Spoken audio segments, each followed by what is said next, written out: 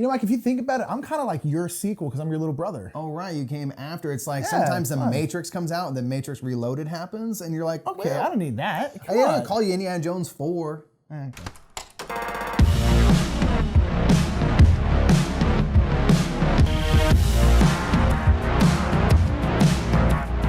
What's up, everybody? I'm Mike. I'm Nick. We are the Brothers Murph, and it's time to talk about sequels to board games, sort of follow-ups, not expansions. Kind of like sometimes a little bit of a re-implementation, but a lot of times they'll have games that are in the same universe, sort of, but completely different continue games. the story or whatever it which might makes be. sense. Like you have a good book series. Like I'm gonna write another book series with different characters, but in the same world. That makes a lot of sense. People already like that world. I think it's very good. So we're going to talk about different games that are sort of, in our eyes, a sequel to a predecessor. So we will say we're not going to count something like a standalone expansion, something like Unmasked or like Zombicide, where it's like they're different games. You can play them together. Yeah. That doesn't count. We're talking about games in the same universe or a re-implementation of a game.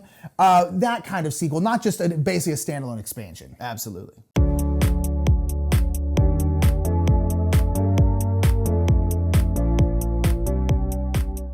So our number 10 is sort of a twofer because it sort of takes two halves of different games and smashes them into one. It is Between Two Castles of Mad King Ludwig. This is a re-implementation of Between Two Cities and the Castles of Mad King Ludwig, where you are now trying to build two castles with a player on your left and a player seated to your right.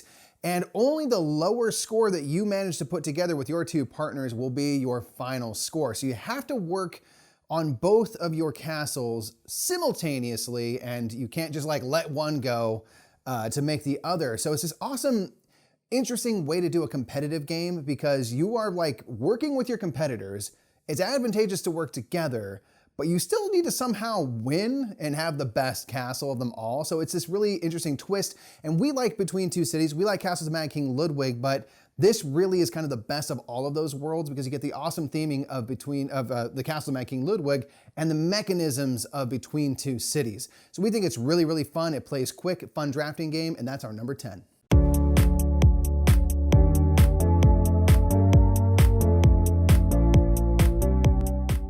So our number 9 sequel is the game Oceans, which is a sequel to the game Evolution. Still set, it's set in the same world, set like just in the world, kind of, just evolution, the science world, the world of science. And this is a kind of sequel to Evolution. Evolution is a game about evolution. You have a basic species and you're putting different traits on that species to try to survive and try to eat the most food. Because if you ate the most food, that means you did the best, you survived the best, and you evolved the best. And Oceans is a sequel to that game, but it's set in the oceans. And it's a standalone game. You cannot play them together, but it's a really, really fun game. And we actually prefer it over Evolution. We really like it because in the ocean, it's all this big, it's a very big circular thing. Everything kind of goes in one big circle of life, if you want to put it that way. But basically, everything in the game is based around your neighbors. And the neighbors could be yourself. If you have multiple species, the neighbors could be your own species, or it could be the person next to you. You're always dealing with stuff that's on the left and to the right of you. And it just feels connected, which again makes sense because that's how the world is. It's like all the food chains, all those things, it's all connected. If one thing kind of goes down, it messes up a whole bunch of other stuff. And so Oceans is really, really cool. And it's a really cool kind of sequel to Evolution. And at this point, we like it pretty significantly more than Evolution, though we do like both games quite a bit. But Oceans is awesome. If you haven't tried it, give it a shot. It's a really, really good follow-up.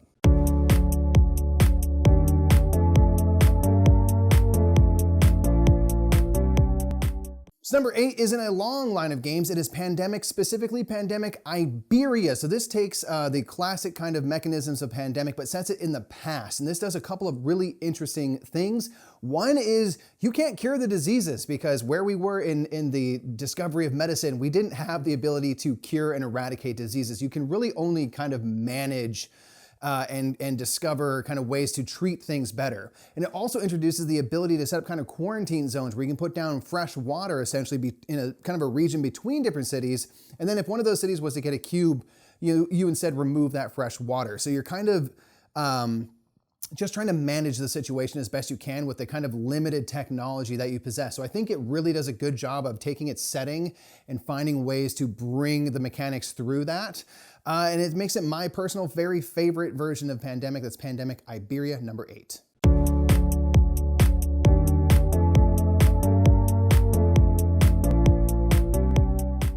Our number 7 is from Praise Be Phil Walker Harding. Always praise be to Phil Walker Harding. And this is Sushi Roll. Sushi Roll is Sushi Go's final form.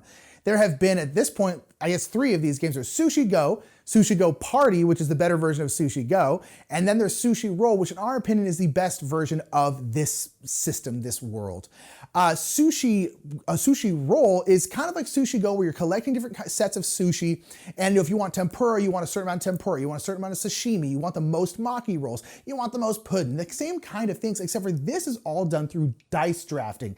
And the main reason why we like this one the most is because Sushi Go and Sushi Go Party are pretty beginner-friendly games, so they tend to be kind of gateway games. You're like, hey, let's learn a drafting game. But drafting is hard for new people because just people don't draft at the same rate. And so somehow someone ends up with too many cards and someone ends up with not enough cards. And the drafting always gets messed up every single time. And so Sushi Roll is great because you're drafting dice, and the dice you draft onto your little conveyor belt, and then you put them on your little menu, and then everyone at the same time has to move their conveyor belt to the next person because the sushi is going on a big conveyor, kind of like an all-you-can-eat sushi place. It's very, very cute. And so the drafting never gets messed up because everyone has to do it at the same time. And you really can't go out of order. You can't go faster than other people because on your turn, you can play these tokens to swap out dice that are on someone else's conveyor belt to yours so that you can then draft it. So everyone has to take their turn in order because that's how the game works. And it just takes the simplicity of Sushi Go and just makes the hard part of it, which is the drafting, keeps the drafting mechanic, but makes it so it can still work really well. Sushi Roll is great. Praise be for Walker Harding. It's amazing. It's Sushi Go's final form. Sushi Roll is wonderful.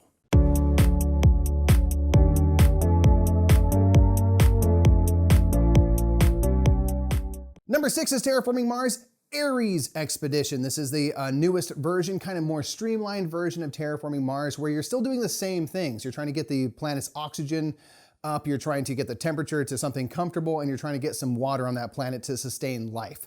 But you're doing it in a much different way where the game is just streamlined and meant to move a little bit quicker. But one thing that's really great is they actually kind of go away from a standardized round structure that is in Terraforming Mars, and they kind of pick up a race for the galaxy leader-follower mechanism where only certain phases of a round will trigger every round. And those phases are going to be something that everyone gets to do, but if you're the one that says, I want this phase to happen, you're going to get a bonus. You're going to get a better version of that action. That is something that I really, really enjoy in board games. Again, the Race for the Galaxy series kind of really does a great job with that and sort of made that really popular, along with Puerto Rico. And I just think it's a very satisfying way to play. I love the fact that I'm like, I don't know if we're gonna produce this round, so maybe I should play the card to make sure that round happens and get a little extra money on the side for making that round happen, or that phase rather. So that is Terraforming Mars Ares Expedition. Takes all the same stuff from Terraforming Mars and just condenses it a little bit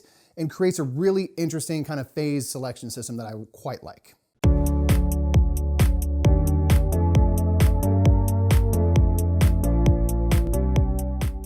Number 5 is kind of a reimplementation, kind of sequel to Keyflower, and this is Keyflow. We really, really like Keyflow. We like Keyflower too, but we prefer Keyflow personally. Keyflow is kind of like a drafting version of Keyflower, where you are essentially building out your like estate, your kingdom, your land area, right? It's one of those kind of themes.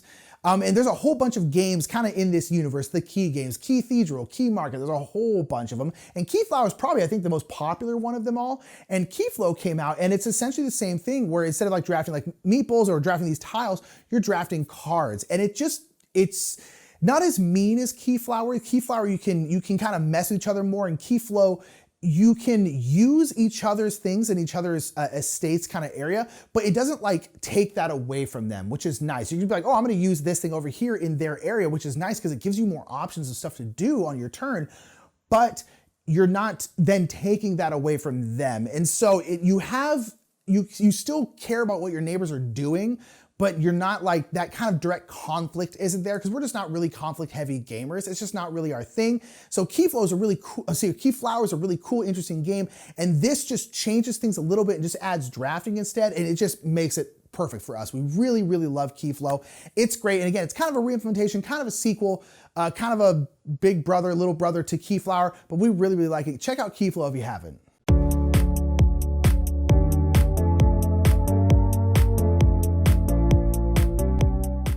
So number 4 is Castles of Tuscany. This is the Castles of Burgundy meets Ticket to Ride, because now you are using cards rather than dice as you use famously in Castles of Burgundy. Here you're gonna be turning in sets of 2 of the same color card to play that color little hex onto your board. So it borrows a lot of the Castles of Burgundy stuff where you're gonna be building out your kind of estate by connecting hexes to each other, matching colors and things. And each of those colors are gonna trigger different types of bonuses.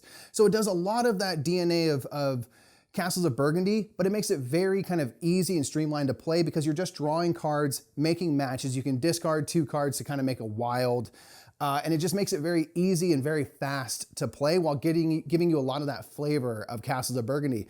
So that's one that kind of made it very satisfying to play because I can play this with more people, I can play it quicker, and then it's a good way to say like, did you like that game? Do you want to try Castles of Burgundy? It's a classic. And then now we can kind of make that step up to the next game. That'll make it a little bit easier to play because they've played Castles of Tuscany. So Tuscany to me is kind of a prequel of sorts, or a starter, a nice teaser for Castles of Burgundy. So Castle of Tuscany is one of our very favorite sequels.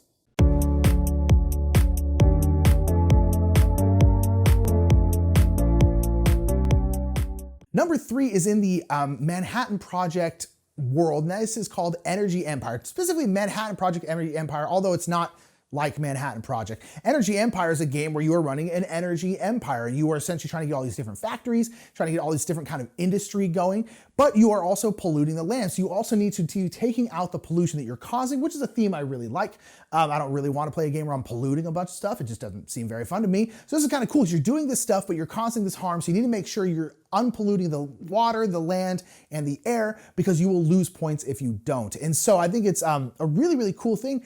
And it's just really, really fun. This is a game that we played once, and then we realized that we had been playing wrong for a little while. And this is a game we always wanted to like more than we actually did. And it turns out we were actually just playing it wrong the entire time, and that's why we didn't like it as much as we wanted to. So then we started playing it right, and we absolutely fell in love with it. Energy Empire is really cool. And now there's even like Manhattan Project, like Minute to Win It. So there's even like a triplet in this series. And this is kind of becomes just kind of like a universe. And Energy Empire is really, really fun. If you haven't played any of these games, give them a shot. I've heard they're all good, but Energy Empire is one that we really, really enjoy.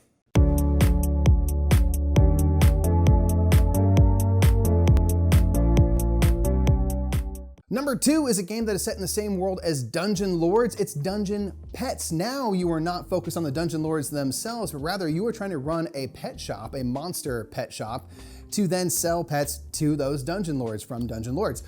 This is a game that we really love. This is one that we came into early in the hobby that was probably too intense for us, mechanically and everything, but it was carried by its amazing theme because that world is just fun. And you have all these cute, amazing critters that you are trying to raise and keep happy, and they're pooping and things. And you're trying to keep their pens safe so they don't get sick.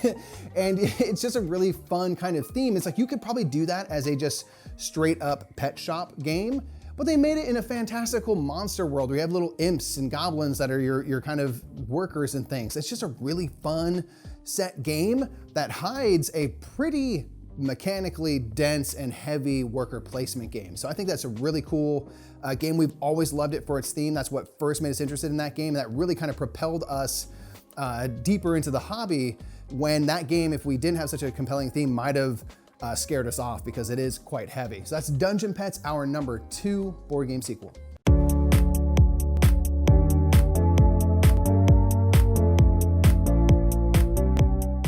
And our number 1 is The Prodigal's Club, which is a sequel to Last Will. Now, I know this one kind of breaks one of the rules we talked about, where he said, we don't want like standalone expansions, games you can play with other games. Prodigal's Club is a sequel to the game Last Will, which is a game where you are trying to lose all of your money because your uncle just died and you are about to get a big, big inheritance, but only the poorest of the nephews, nieces, that kind of stuff will get the inheritance. So you're trying to blow all your money so that you're the poorest so you can get the big inheritance, which is a very funny, weird theme that I really, really enjoy. The Prodigal's Club takes it one step further, where you're trying to lose all your money, you're trying to lose all your friends, and you're trying to lose an election. It's really, really ridiculous. And you are trying to do all these things at the same time, and it's really hard. It's a Vladimir Suki game. Both are Vladimir Suki games, and Vladimir Suki makes very tight, very cool, very fun games, and we love Prodigal's Club. Now, why we broke our own rule a little bit with this one is technically you can play Prodigal's Club and Last Will together. In Prodigal's Club, again, you could losing your money, losing your election, losing your friends. the losing your money part, you can instead just put in the entire game of Last Will into just that part of the game, which sounds terrible. The reason why I put it on here is because we will never, ever, ever do that. It doesn't seem like everyone ever should. That seems like way too much, but nonetheless, you technically can, so we're kind of liars. But nonetheless, the Prodigal's Club is my second favorite game of all time. I absolutely adore this game. It's one of those games that's a big, heavy game, but the theme is so light and fun that it kind of just keeps you going throughout the game. It's really, really good. The Prodigal's Club is absolutely outstanding. So that was our sequels. Favorite sequels, We love those games. Oftentimes they surpass the original in our book. I think a lot of times, and I like the idea of like, hey, this is just a, like, I like this world. Let's build another game. And look at like something like Ryan Locke. We didn't have to come to any of his games, but like all were in the same universe, which I think is super cool. Yeah, it's kind of an ongoing continuation of a story, a greater story of a universe. And so that's our favorite board game sequels. What are some games that you would consider a sequel to another game?